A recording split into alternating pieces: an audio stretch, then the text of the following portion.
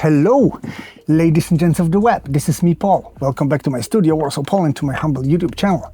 We're starting a bit different today. And some of you may already know what it means. We're gonna have an honest talk today. This is a series on my channel where I really speak out extremely honestly on some matters, topics that I find interesting, important, and vital in my studio life. And today it's all gonna be about a crisis in broadly understood digital entertainment, because many people say it's not even around the corner, it's already here, and it's a big one. Today we're gonna talk about this. By the way, if you think this channel is a cool place, if you like my studio, my topics, my videos, please consider subscribing somewhere here down in the corner, getting notified, liking this video and commenting on it down below, because this is going to be one of the most crucial discussions on my channel recently. At least I hope. Let's go.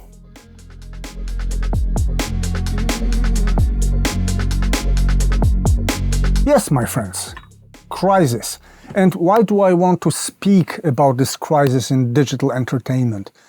First, because many of you, my viewers, my subscribers, you are freelancing artists, music producers, voiceover talents, performers, sound post engineers, game audio people, and you probably are partially affected by all this. So I'm speaking mainly to you today, but it's based on some facts that I gathered. I'm not going to present you any data on streaming services revenues or I don't know, cinema revenues. I mean, I did gather some data that's kind of worrying, but you know what? The main thing is that last year I had more than 20 mainly phone conversations with people here in Poland from game dev, film, TV, media, I don't know, music industries, and many of them business owners or business employees. They seem to repeat one thing: there is a crisis and we're worried because we don't have enough job as freelancers. And it's a very repetitive, constant pattern this year. And some of my colleagues seem to even get panicky about it. They are very worried. Some of them seem to feel sheer panic about what's happening. There's not enough jobs, especially during the summertime like it's now. And we don't know what's up. And you know what? I'm not going to tell you that I know a lot of stuff, but I do have my ideas about why the crisis is there in the creative digital entertainment industries and what we can do about it. Yeah. So, yeah, I told you I had like 20 plus conversations, and I'm not going to quote you anything specifically from specific people. I want to keep this absolutely anonymous. But I've heard, for example, that, yeah, we're going to have a couple of months of pure survival, or I cannot even earn my running costs for my business this year. Or, yeah, half of the industry is going to fold and wrap up, somebody said. Or somebody else said, yeah, something really evil, in the meaning that really negative is coming to the market. And I've been hearing this every week from my very regarded digital entertainment friends, and that means something. And it's also verified by me, because me and my small business has been affected by this as well. The previous year, 2023, the summer of 2023 and the spring of 2023 was the worst thing I have ever witnessed as the owner of this studio. There was a week, I remember this, it was in March 2023, I think, or April, when all the business and financial flows just stopped for a week. I mean, all the gigs, all the jobs for the clients were done. There were no new jobs coming. I received all my payments and I paid all the money to my coworkers and contractors. The company stopped practically functioning for a week. I have never ever experienced anything like this, even during the pandemic and before that, during 2009 crisis, which was really a crisis. And that means something, and I got through it mentally. I was also panicking first, but then I took it all very, very easy. This year it's a bit better, but it's not the way I'm used to, that I'm always busy doing stuff. No, during this summer, no, and many people also told me this, that the summer was empty in game dev, in filmmaking, in music making and stuff. And as I said, I'm not gonna give you any objective graphs, timeline graphs, financial results and some financial data like spreadsheets. I did gather some info on this, but I'm not gonna throw it all here because no, I'm not an economist. I'm just gonna point out a couple of things you might have noticed somehow. Of course, Netflix and some other streaming services, they stopped allowing people to share accounts. Maybe they're gonna produce a little bit less content in some countries, for example. Maybe they're gonna fold back their business in some ways. Also, TV, at least here in Poland, we got some info, for example, on one of our biggest private TV stations called TVN, owned by Warner Bros. It might be sold, and it's an official info right now, you can read about it, that Warner Bros. To cover some of its debts might sell the biggest private Polish TV. I knew it before it was written down there in the media, because let's say I'm a media and TV and film insider somehow in Poland. But that means something. Also, we're not getting any huge growth in cinema, for example. Not too many people decide to go to cinemas. You're gonna see cinema rooms half empty. And of course, you can say it's all the pandemic, that you couldn't really go to the cinema, and then they opened everything up and people don't want to consume digital stuff. They want to ride their bikes, attend live parties and stuff. This is partially true, but I believe this is something way more than just people being tired with TV shows, games, music albums and stuff, because there was a pandemic and now they want to get crazy in a more physical and direct way. No, guys, I believe that if I was to diagnose all this, what's happening, is that we're living in times of a huge cultural, civilizational shift. And it's really huge because digital entertainment speeded up in an unprecedented way. The amount of TV shows, the amount of TV series, the amount of TV, of streaming series, cinema content, cinema franchises, plus game titles, plus new artists, emerging artists, plus this all Web 2.0 stuff with YouTube, TikTok and stuff content. You know what I really think? I think that people's brains are generally tired. We became very tired as a civilization. Our brains, our mentalities cannot consume so much that fast. And everybody in the world at the very same time, because you cannot cheat on biology somehow, we reach the threshold of our ability to consume and process moving images and sounds and dialogue lines. And the industry, the general digital entertainment industry, has to slow down because there is too much of everything and people will not consume it all. It's beyond our capabilities, period. Yes, and I don't see many people talking about this already, but I really do believe this is one of the main factors that's happening. Also, I have to tell you that I believe that media like TikTok, Instagram, even YouTube, they also take a part in a huge cultural shift, because humanity as it is always lived by great narratives, as we call them. That used to be myths, like ancient Greek had myths. Every nation, every tribe had their religions, their beliefs, and they were built around some huge god and superheroes stories. Stories.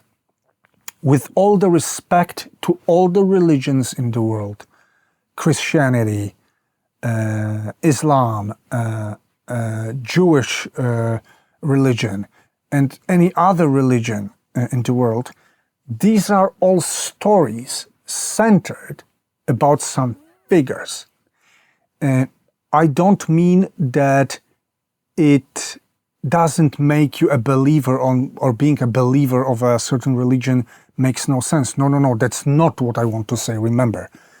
What I want to say is that the meaning of human life expresses itself in huge, large, existential stories that give your life, your community, your nation, your identity, any sense and continuity that you need to feel a fellow man to the guy you meet on the street and you speak the same language that he speaks.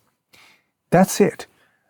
And actually TikTok, Instagram, YouTube, all the social media, they broke this paradigm somehow. We stopped living in the era of large narratives, but it's not. No, it wasn't the era. Human, by definition, lived by large narratives. It's been always like this until very today. So talking about Homo sapiens might make little sense right now, because maybe we are Homo digitalis already. Maybe we are a different species that stopped, for example, among many other changes, living by large, existential, religious, mythical, cinematic, musical narratives. We just need short things that simply spark shots of dopamine in our brains. Yeah, and you may believe it or not, but IQ worldwide is dropping since 70s of the 20th century. You can find info on the web on this very easily. It's a well-known fact that we stopped being intellectual beings so much. We are way more based on our instincts, on moving pictures, on quick calls to action. We don't reflect on things so well. Our models of education don't go so in depth, for example, and all that you can see in the IQ research and measurements around the world. I'm serious. And yeah, you know what? I could tell you more, for example, about game dev layoffs. You're gonna see it in public, actually. It's everywhere out there on LinkedIn, and game dev industry is not afraid about talking about unemployment and delays in payments and stuff, which is cool because, for example, film or TV advertising industry is not that eager to speak out problems loud, which is really bad, and it's only profitable for a couple of guys up there, highest in the hierarchy of the media. I let myself loose and I speak out loud here things in Poland because I've got nothing to lose, actually. That's a topic for a separate video. And of course we had a pandemic, and there are more factors to take into account. We have a Russian-Ukrainian war, and whenever there is a war, two things are happening worldwide. Of course, the closer to the war zone it gets, the worse it gets. First, you stopped thinking about luxury goods, like fancy vacation, a fancy new car, a fancy jacuzzi and stuff. there's a war, a bomb might hit. You have to stop really taking care of this redundant shit. First thing. Second thing, entertainment in general, also digital entertainment, is the least thing you're gonna need and your mind is going to be occupied with, because you're gonna need to secure your family, your finances, your belongings, your house. You're gonna find an alternative housing. Many people in Poland actually do it. They started buying houses in Spain and in Portugal. Yes, I'm serious about it. And you're not gonna think about seeing new Marvel stuff or playing a new game title when there's this Putin guy bombing the shit out of poor Ukrainians. It's not a political channel, but this is just an objective fact. Whenever there's a war somewhere around, entertainment is ceasing to exist for some time. Even ancient Romans said about this, inter armes silent musa, I believe. During the war, the muses are silent, which is very, very much true. But you know what? Maybe that's enough of this analysis and relating to things. I hope you do find yourself somewhere around, somewhere inside or around this picture that I somehow painted for you. But the main question is, because I don't like being, I don't know, grumpy. I don't like just criticizing things without any output. What I'm trying to do, and I do it in my life, I learned this. I diagnose the problem. It's not that I'm stressed out, panicking, or that I have to release the stress out. Of course I have to. But the first thing I have to do is that I have to name and diagnose a problem, even if it's a complex problem comprising a lot of sub-problems like we have it right now. And the second thing I need to do is to find and implement solutions. And actually this is what this video is all about. And I hope you survived and you're still here with me, because I'm gonna tell you what I started doing seriously to save my business, to save my existence, and to save, I believe, my future. Because trying to work like I did so far makes no sense, and it's going to put not only my business but my life at danger. And I'm not gonna let it happen, guys. So these are my ideas for the solutions for tackling this crisis, and I hope you're gonna find them useful and inspiring for yourself. Yeah, so first thing, I already said this. Naming the problem, and I did it with no compromise. I made a really large post on Facebook when I have really quite a range. I know a lot of people are reading what I'm writing there. I did the same on LinkedIn. And I said what I just said to you mainly. That's the whole picture. But also I did one more thing. It took some time to consider, and it is an act of some weird courage of mine, or maybe not courage, but because I feel like a stunt. Maybe that's a better word, but I had a feeling that's exactly the time I should do it. Because not only did I try to diagnose the crisis, I made a public kind of comment announcement that people and companies that are not willing to pay me within 90 days, because in media, in film industry, TV advertising industry, television industry, in Poland at least, it's a fucking standard. You're not gonna see your money in a couple of months before you're paid. I can handle this until it's not more than 3 months. It's considered, it's kind of an unspoken, I believe, standard that anything below 3 months is considered not okay. Until 3 months, yeah, I'm gonna make a couple of calls, ask what's up, but I'm not gonna really push you if I don't have to financially. I'm gonna wait, but after 3 months, well, something's kind of wrong, you know. And I announced publicly, and I take full responsibility for this. If you're not willing me to pay in 90 days after I issued you an invoice, I don't want to work with you. Don't call me. And you know what? I've been always like this.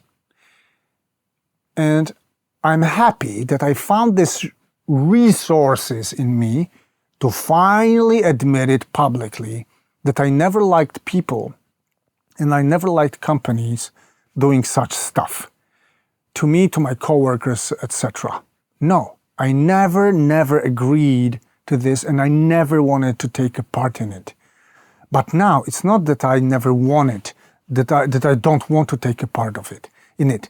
I can't afford it. I have to keep my financial fluidity, as we call it in Polish. I don't know if it's the same in English. Liquidity, let's say. I have to keep my finances consistent month to month. If you're not going to pay me in 90 days, you're going to break my business and I'm going to start selling equipment. Because I'm not going to take any more loans because I haven't paid the loans that I had to take because I had a flood in the studio. Yeah, random stuff. I had to handle this. 4 years ago, you probably, some of you know it. So yeah, that was diagnosing the problem and then saying no to really shitty, toxic business. And I claimed publicly online, I prefer to close the studio than fight companies and people not paying me in 90 days. And this is true. And I'm so happy that I released this, finally, that I made it my statement and a part of my identity.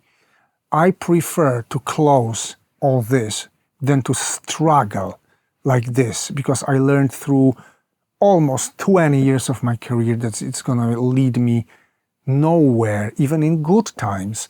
And in difficult times like we have now, it's going to kill my business and it's going to kill my health.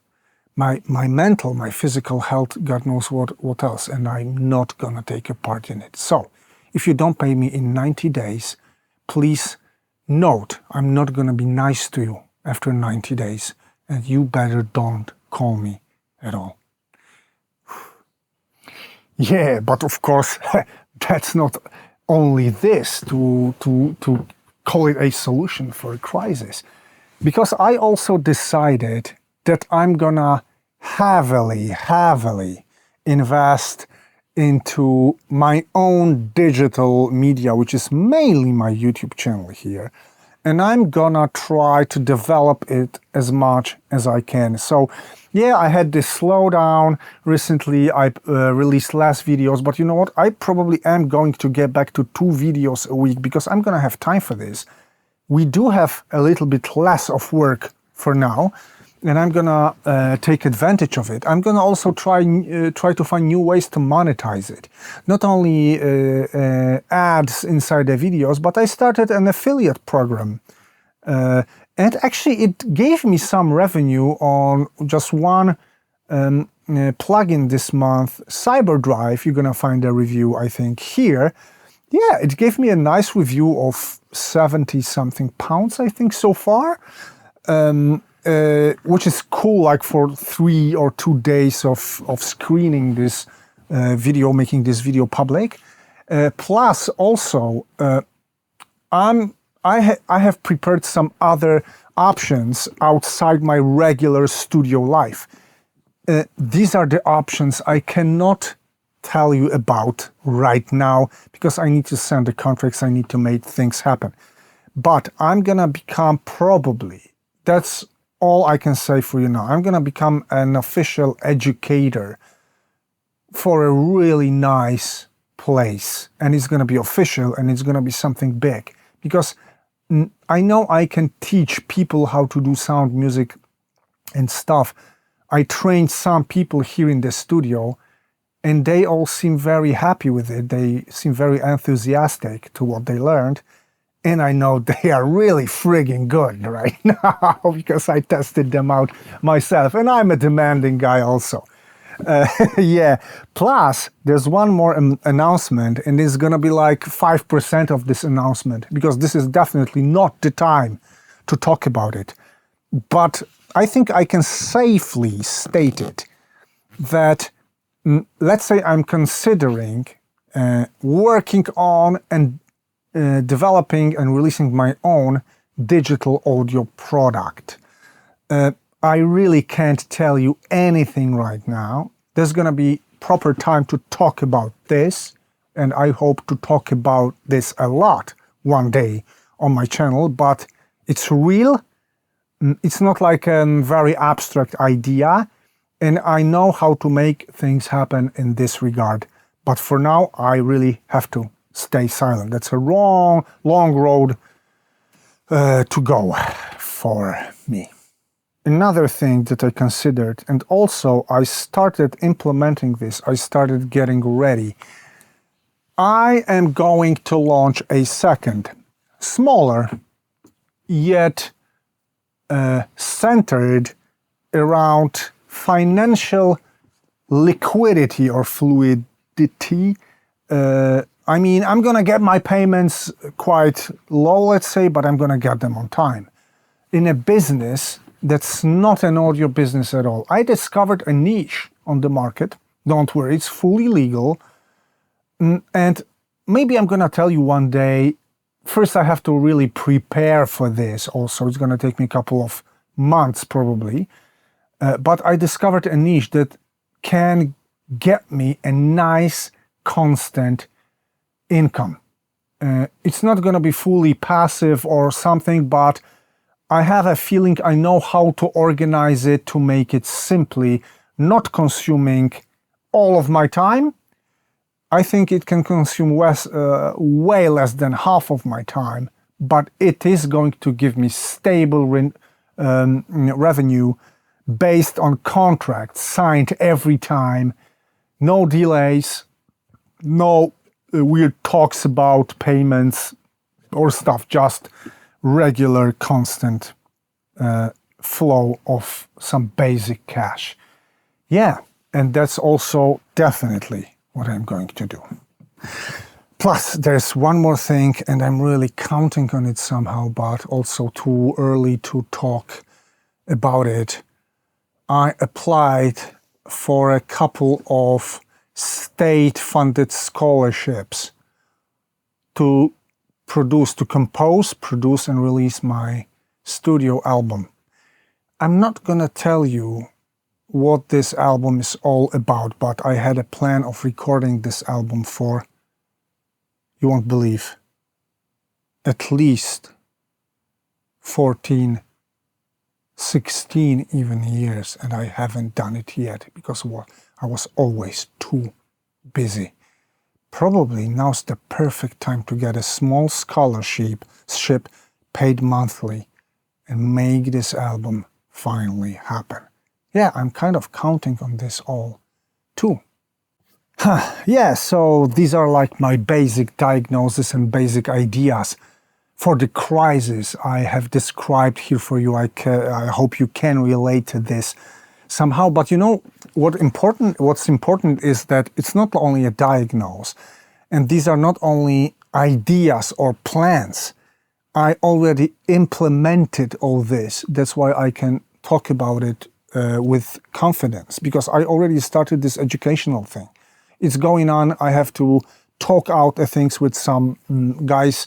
But yes, it's there, it's happening. Also, my digital audio product, it's there happening. Nothing more to announce right now, remember. The third thing is that my second business, again, it's happening. It's not that I'm just talking or thinking about it. And the fourth thing are the scholarships for my album. Again, it is happening. So I believe I'm simply too old and too experienced to lose my time and lose my shit because there's a crisis. I got no time and energy for getting stressed out or for staying silent, for example. And while game dev industry is kind of open and kind of able to diagnose problems and talk them out kind of loud, what I can see in TV, film, TV ad industries, people are silent. People are afraid to speak out somehow. And you know what? I never seriously somehow understood it. And I really got nothing to lose, because this business, TV, film industry, TV advertising, they didn't give me full stability for last 16 years. That means they won't give it to me, and I see it as a direct threat to my life and my future right now. So I have nothing to lose. I'm not gonna offend people. I'm not gonna offend companies. I'm not gonna wage wars against anybody. That's not the point. But I'm not afraid to speak out loud, because I know I can only win on this. And I wish more people understood this simple thing, that it's worth it speaking out problems loud. This is your fucking right to speak out problems with payments, with working conditions, and some other stuff, which is also a different topic in film industry. Believe me, this is not an easy place to work. Same for music industry. But I simply learned to speak out things loud, because I know I can only make just gains, and I cannot lose anything on this. And that's why I decided to record all this video for you guys. Probably it's painfully long, but I really do believe it's important to diagnose things and to know how to react to things that are happening right now, so that stress doesn't eat you up. So you're really not afraid to ask for the money that's not coming into your account. So you're not afraid to come up with an idea and share it with your environment, generally friends, family, and stuff. You don't have to be afraid of independent thinking outside the box of your certain industry or your principles, for example. You are allowed to do this, and I believe you should do this if you really want to survive as a creative individual or a creative business, or both, in the hard times we're getting kind of through. So yeah, this is what I do to tackle this crisis. This is what I do to keep myself sane and healthy. Also, I do a lot of sports and exercise, but it's gonna be a separate video. And I'm wondering, guys, about your thoughts. Do you experience any signs of a slowdown, recession, crisis? And what are you doing about it? How do you feel about it? Please let me know down below in the comments section. And I hope to hear from you very, very soon. Take care, bye. Never ever give up.